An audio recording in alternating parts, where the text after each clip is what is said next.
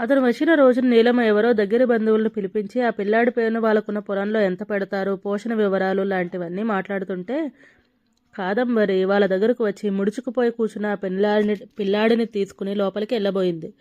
నీలమ్మ కాదంబరితో ఏ విషయమో తేలకుండానే ఇంట్లోకి తీసుకెళ్తున్నావెందుకు అని నిలదీసింది. వీడికి వయసులో కావాల్సింది అమ్మ లాలన మాత్రమే, అది నేనివ్వగలను. ఇక ఆస్తిపాస్తుల వ్యవహారం మీ పెద్దవాళ్ళు చూసుకోండి, దాంతో నాకేం సంబంధం లేదు. పిల్లాడు పెద్దయ్యాక స్వతంత్రంగా బతకగలిగేలా చదువు సంధ్యాల బాధ్యత చూసుకుంటే సరిపోతుంది కదా అని కాదంబరి చెప్పేసింది. కాంతారావు వెంటనే లేచి నిలబడి, నా పిల్లాడికి బంధం ఏర్పడింది, వాడి గురించి నాకు ఇక దిగులు లేదు.